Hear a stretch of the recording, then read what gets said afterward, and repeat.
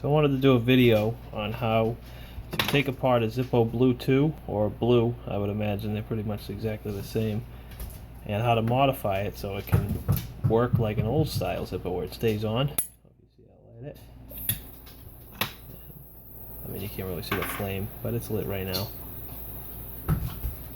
And it just stays on until I pull this button up and it shuts off. So in order to do that, you first need to take apart the screw at the bottom. There's going to be like a resin film in there. You can get it out with like a razor blade or something. And then it's a security Torx bit that you're going to take out. This will void your warranty with Zippo, so don't do it if you care about your warranty. Take that out. And this will just pull right up.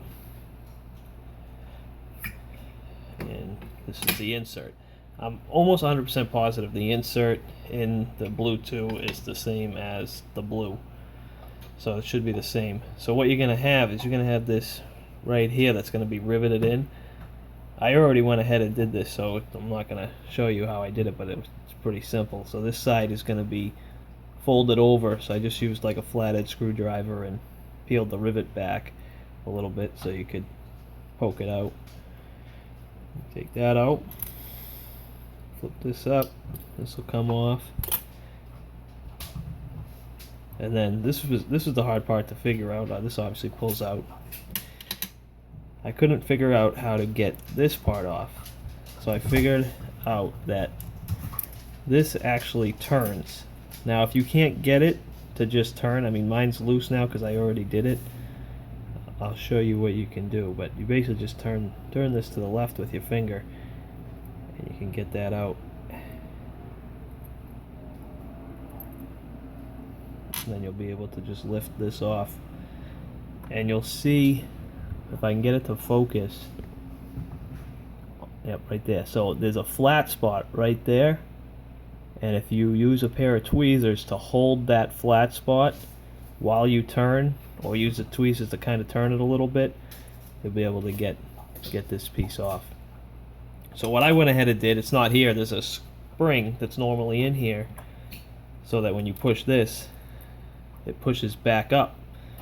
So what I did is I removed that spring, and then I also took this piece and pinched them in so that they stay real snug and tight to this, so that it will stay down after you press the button.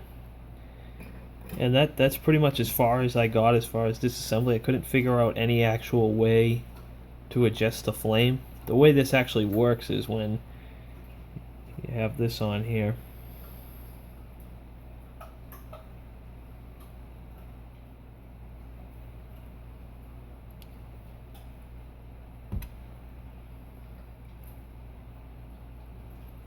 you can tell when this is on all the way, because once you tighten it all the way down, the bottom piece that I was showing you will start spinning, and that's pretty much as far as you're going to get it on. If you really wanted to go crazy, you could probably try to hold that with some tweezers so that you can tighten it even more, but I haven't found it to be an issue. So I'll just show you real quick with put the rivet through here without putting it all the way back together. What happens is when you push this down, it pushes this up, which causes the fuel to come out. You might be able to hear it. But no matter how far, I thought maybe by bending the teeth on this, I could get it to push it up more, and it might let more fuel out to get a higher flame. But no matter how high that is pushed up, it doesn't change the height of the flame. So I don't think Zippo actually put in any way to adjust the flame. If anyone has a way that they figured out, post in the comments below, but I couldn't figure anything out. So just to put it back together is pretty much exactly the same as you took it apart. You don't need to re-rivet this. Once you just stick it right through, it's gonna stay because you got it inside the case. I haven't had any issues with that, and that way there you can easily take it apart.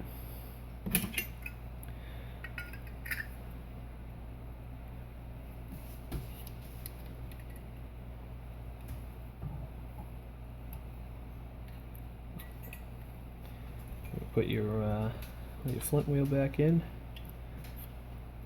and put your security Torx bit back in the bottom, and you're good to go. You gotta make sure you flip that back down so that the lid will close. I use the wrench just to try to line up. Sometimes the hole will be a little askew because, like I said, I'm pretty sure these inserts were the same ones from the Blue, which is a little bit different size, so they don't actually fit perfectly tight in here. So sometimes you've got to line that up to be perfect for the screw to go back in.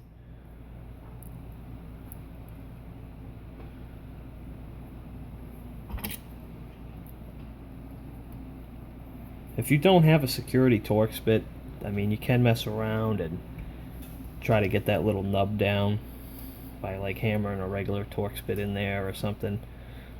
I mean, it's all different ways, but they're not too expensive at Home Depot or something. It's called a security Torx.